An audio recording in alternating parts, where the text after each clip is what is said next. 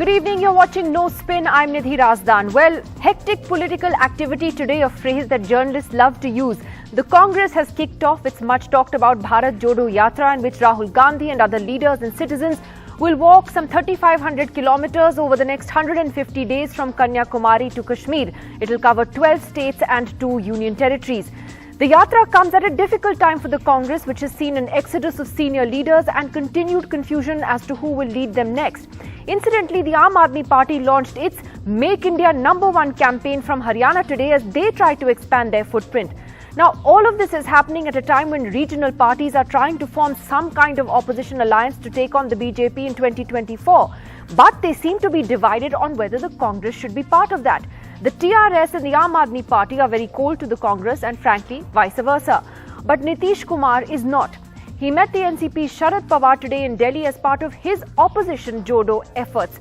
Can a disunited opposition ultimately unite? That's the bigger question we're looking at tonight. But first, let me go straight across to Mr. P. Chidambaram, former union minister and senior leader of the Congress party on the Congress's Bharat Jodo Yatra. Mr. Chidambaram, thanks for being with us. Is this, in a sense, Mr. Chidambaram, the launch of the Congress's campaign for 2024? The party has often been criticized for not being on the ground, not being amongst people. Is this an attempt to change that? Well, this is an attempt to address the pressing issues of 2022 and 2023. I think we are headed to a catastrophe. Apart from soaring unemployment and raging inflation, there are other issues which are not being focused upon. The divisive agenda of the BJP, the attempt to pit state against state, the attempt to pit one language against another language, one caste against another caste, one religion against another religion. These are all indicators that we are heading to a catastrophe. What we are doing today is to alert the people that we face a catastrophe, and unless we resolve to unite India and fight the divisive agenda, we will be at the door of catastrophe. My question, though, was that, that impression of the Congress, the criticism that the party only sort of protests on Twitter and doesn't take to the streets, or hardly takes to the streets. Will this Yatra dispel that impression of the Congress, you think? And it's important politically, isn't it, in the run-up to the Lok Sabha election? Of course it is important politically. Why would a political party do anything which is not important politically? So obviously it is important politically, but I want to disabuse the notion that we have only been on Twitter and social media. Remember, through 2021 and 2022, the Congress party has been more often than any other party on the streets, protesting price rise, protesting unemployment, and protesting the misuse of investigative agencies. Show me any other party which has hit the streets so often as the Congress party. But has this Yatra also become, in a sense, a campaign to relaunch Rahul Gandhi as the leader of the Congress party? There's so much attention that's focused on him, the fact that he's personally taking part in this Padyatra. You have an election coming up for the Congress president's post next month. Is this the relaunch of Rahul 3.0? If you ask any 100 Congress workers, and today we had several lakhs on the seashore in Kanyakumari, they acknowledge and accept Rahul Gandhi as a leader. Now, whether the leader will become the president of the Indian National Congress is not for me to speculate today. That will be known in 15 or 20 days when the nominations are made. But he is the acknowledged leader. And I've said it repeatedly, the leader of the Congress party or even the president of the Congress party cannot be decided by anyone except the workers of the Congress party. It cannot be decided by the ruling party. It can't be decided by other opposition parties. And certainly it can't be decided by the media. So the workers have to decide who will lead them. And I think they are very clear in their mind Right. that Congress will be led by Rahul Gandhi. Whether he will become the president of the Indian National Congress, we'll wait and see. So finally, on the question of opposition unity, because all of this is happening parallel to these efforts to try and unite the opposition against the BJP, of Nitish Kumar's efforts, Mr. KCR's efforts. The fact is, Mr. KCR, the AAP is cold to the idea of including the Congress in any sort of opposition front. Mr. Nitish Kumar seems to think otherwise. How is this going to work? See, political leaders are welcome to make their own effort to unite the opposition. But the arithmetic stares in the face. There is no political party in India, apart from the BJP, of course. There's no political party in India which can hope to get more than 48 seats. Because all the political parties are one-state parties. If any political party can hope to win a sizable number of seats, is only the Congress party. TMC or AAP or JDU or TRS, they can all hope to win only between 17 and 48 seats. So how can there be an opposition unity, an opposition united front without the Congress? Without the Congress, it's like Hamlet without the Prince of Denmark. All right. Well, Mr. Chidambaram, only you could put it like that. But thanks very much for joining us on the day this Bharat Jodo Yatra has finally started for the Congress party. Well, let's take that question, in fact, to other leaders from other opposition parties. Raghav Chadha, Member of Parliament from the Aam Aadmi Party, joining us. And Raghav Chadha, you heard Mr. Chidambaram there saying even you guys don't have a hope in hell of getting more than 48 seats in the Lok Sabha. You're going to need the Congress in any opposition front to take on the BJP. Is there a grain of truth in that, simply because there are about 170-80 seats where it's a direct fight between the Congress and the BJP? So don't you all need them? Look, first of all, as far as forging alliances and coming together of political parties, whether before the general election or subsequent to the general election is concerned, that is purely a mathematical question. It's a function of arithmetic. Mr. Chidambaram was pointing out, I fundamentally believe, and I've been a strong believer of this, that, coming together of forces or different political parties is not going to solve the problem. What you require is a new vocabulary of politics, a new idea of politics, and a leader who can challenge the might of the BJP, challenge this well-oiled machinery, election machine that has today become the Bharatiya Janata Party. A new vocabulary, a new energy in India's politics is required. Meeting 20 opposition leaders in a span of 36 hours is not going to infuse energy, is not going to, showcase a new vocabulary of politics. What we require is a new idea, and it is only that idea that can, bring the Bharatiya Janata Party down. So isn't that something you can sort of propose at a meeting of opposition parties? You can't do it on your own. Surely even you're not that confident. Look, it's not merely about my party or what we can do alone. Coming together is, as I've said, is a function of arithmetic. But yes, I do certainly feel, Nidhi, that Aam Aadmi Party stands out as far as opposition parties are concerned, and as far as certainly non-Congress opposition parties are concerned. And I say this because of the following reasons. Number one, Aam Aadmi Party is not a regional party anymore. We don't have an element of regionalism in us, like a Trinamool Congress may have because of its Bengal Asmita, what Andhra Pradesh-based parties may have, but Aam Aadmi Party does not have an element of regionalism anymore. But it's not a national party either, yet. You have a long way to go. If you were to go by the definition of national party as defined by the Election Commission, yes, maybe we may be running short of 1 or 2 percentage votes in one particular state. However, what I'm trying to say is that the flavor or the grain of Aam Aadmi Party is that of a national party, where Arvind Kejriwal is a pan-India face, and in fact, Aam Aadmi Party finds its birth in a people's movement that had a national footprint. It wasn't limited to a particular section of India, number one. Number two, we don't, Nidhi, have a past baggage that other political parties have.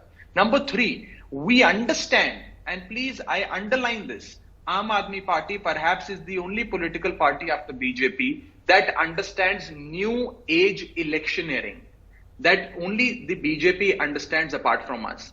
Number three, we provide a model of economic upliftment where you reduce the cost of living and increase the purchasing capacity of every citizen to counter the BJP's narrative of crony capitalism.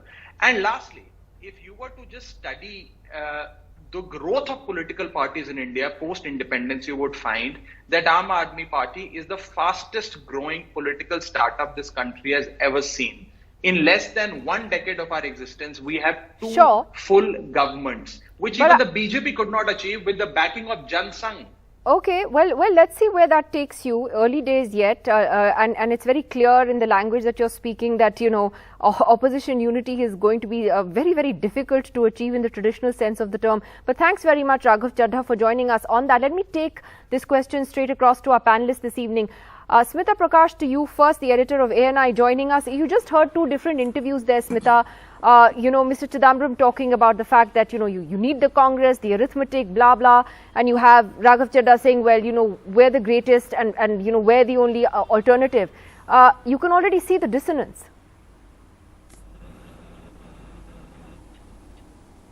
Correct. It's begun on a very unhealthy footing, where each one is not ready to swallow their ego as such, because Nitish is again a single man and a single state person.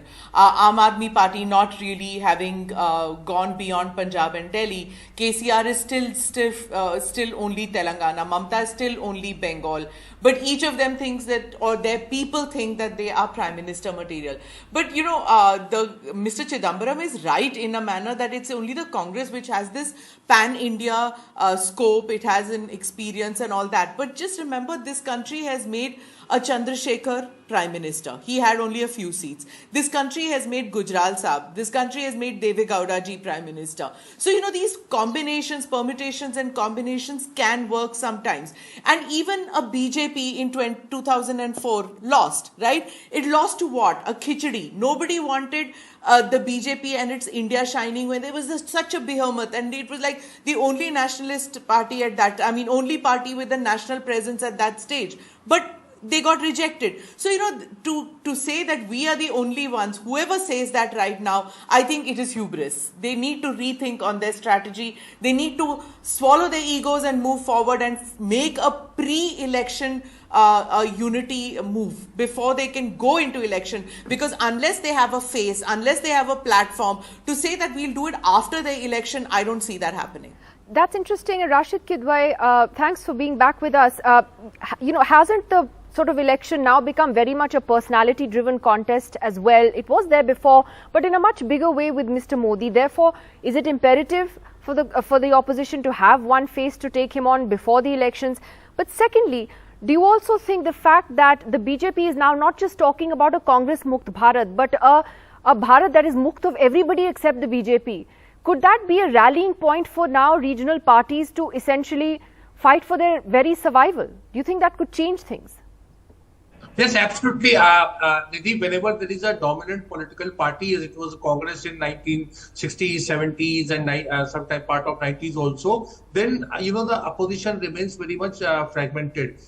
We have seen whenever there is a big leader, towering leader, then whenever the leader's kind of political end comes, it's followed by a khichdi sarkar, as Prakash was saying. Now, these alliances are formed invariably after, when the numbers become visible. Then these parties come together. You cannot have, there is no mechanism which you can sustain, this kind of campaign from 2022 to 2024, when there is Arvind Kejriwal, when there is Nitish Kumar, Mamta Banerjee, and of course there is Rahul Gandhi. I think Rahul Gandhi has finally understood by doing this yatra that it is irrelevant whether he is Congress president or not. People of India would look for a national alternative as and when they get disillusioned with Narendra Modi-led BJP. So, is he the person? He started from Tamil Nadu, where it is the only state, Nidhi, where his popularity ratings are higher than of Narendra Modi. Right, that's an interesting point. We have Mr. Ravula Sridhar Reddy of the TRS also joining us. And Mr. Reddy, I think the question here is that, as I was mentioning earlier, the Congress has a direct contest with the BJP in about 170 to 180 seats in the country, Lok Sabha seats. The TRS is cold to a Congress being part of any opposition front, so is the AAP. But doesn't there need to be some accommodation here from their side as well, as much as yours? Now, at this point in time, it is not the question of, who is joining whom, and the arithmetic is a later part of it. Now we have a, serious agenda. Our leader KCR ji has taken a, mission of BJP Mukt Bharat.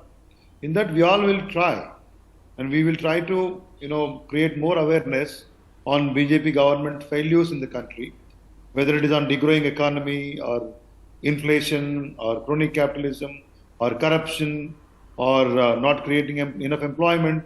There are much bigger issues to be addressed. So it is too early, that who is joining whom and opposition unity, whether it will happen, but do not happen. But is it too Definitely early? We'll try to unite.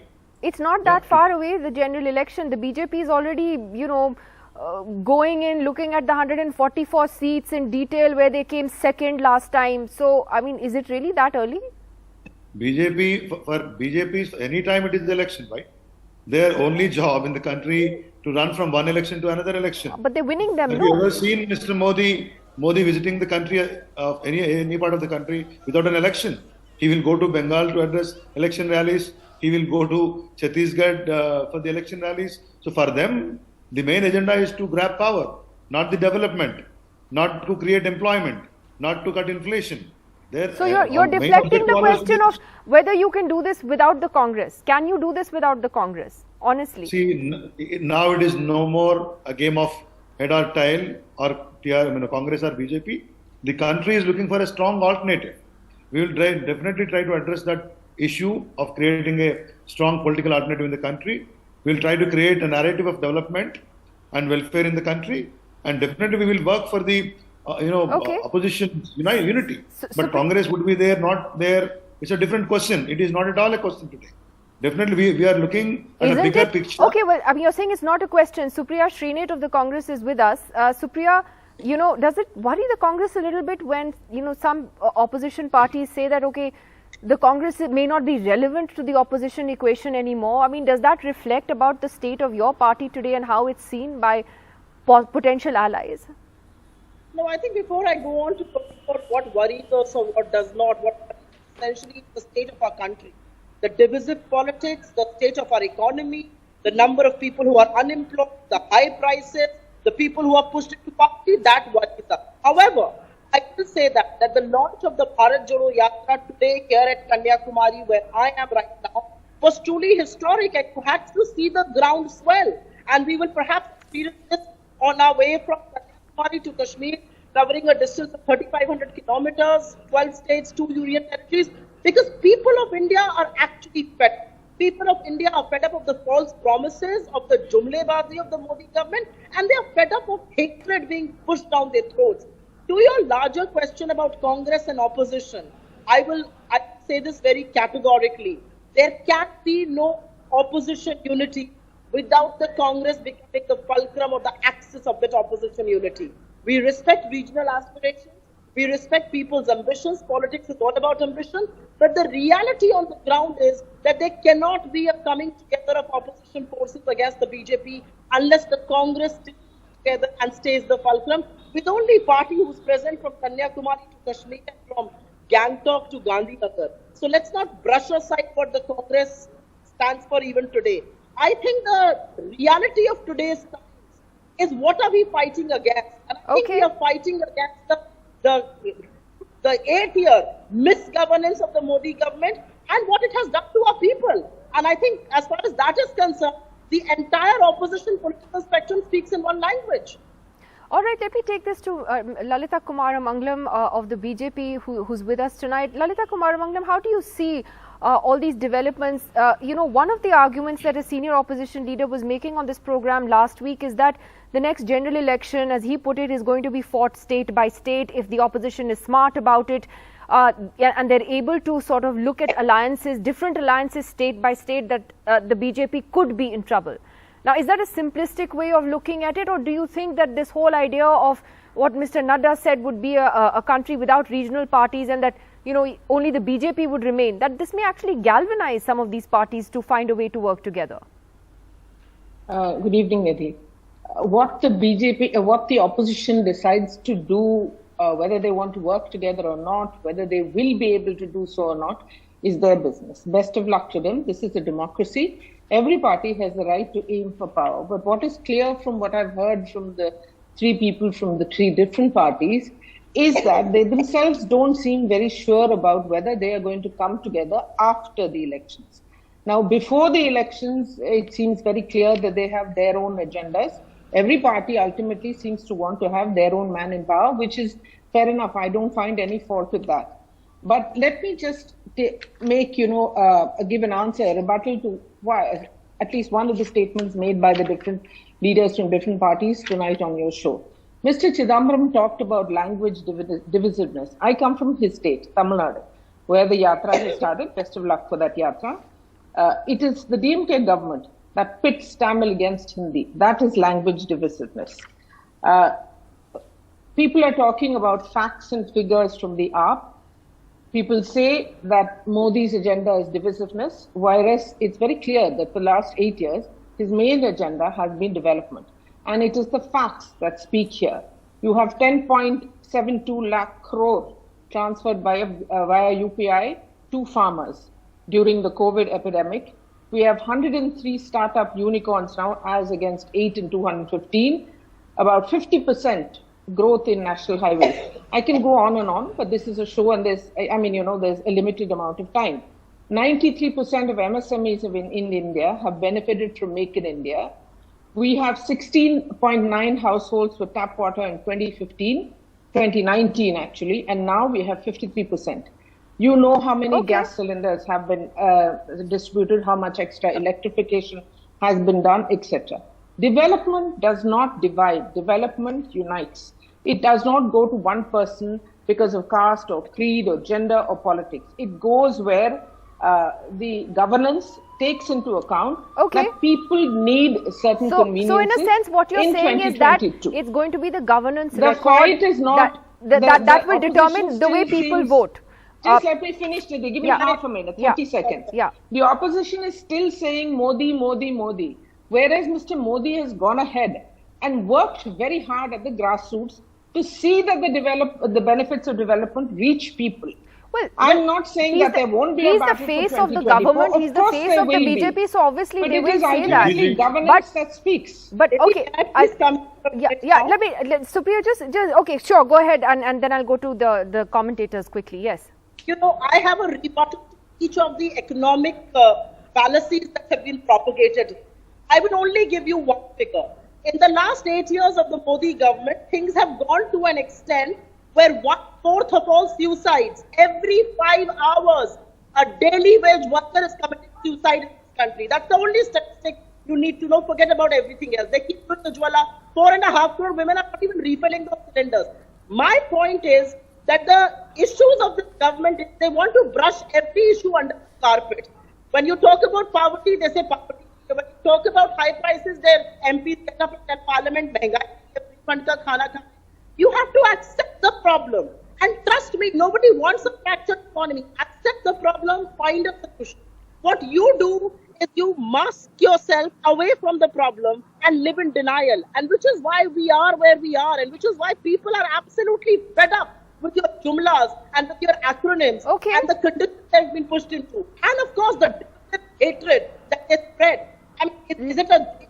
So let's see if the Bharat Jodo Yatra will have a resonance then. Smita Prakash, quick last word. How do you see the Bharat Jodo Yatra? Is this a Congress revival campaign as well? Is it actually going to be a grassroots campaign that might change the image of the party being a little sort of distant from what people actually want on the ground? Yes, I think it's a good move to go about doing this. How it reflects in as far as votes are concerned, seats are concerned, that we'll see later. But at least they're doing something, you see. But it's not as if it's a new idea. But what the visuals that you're playing out here, it's quite clear that, you know, regardless of who gets elected or who stands for election, Rahul Gandhi is going to be leading the Congress party in 2024. So it doesn't matter who's going to win the presidential polls. And I think what is going to happen in this is, you know, usually like Advani's Rath Yatra, there was certain things. There was a mandir, there was Suraj, certain things. Whereas here, I think it is going to be Rahul Gandhi magnifying or amplifying what the Congress party believes are the problems or ills in society, which is the disparities and social fissures, etc. So that's what they're going to amplify right now. And they think that it's, you know, it's to bring back the good old days, what they consider as the good old days of yesteryears. Whether the rest of the opposition joins them or not, and whether the jury is out whether that will affect in the polls or not. But I think Rahul Gandhi is at least doing something. As far as the BJP is concerned, I think Lalita ji is right. The BJP is not going to concentrate on all this. They have got down to the nuts and bolts. They are talking in terms of seats. That's what they are going into. This amorphous thing that the Congress is right now dealing with, they have gone beyond that. Yes, exactly. As I was saying, they've gone into seats. But it's interesting, as you said, that this campaign has started. Let's see how it does play out on the ground. 3,500 kilometers, as we said, 12 states, 150 days. So there will be quite a long way to go. I am completely out of time. I have to take a break. Thank you very much to all of you for joining us.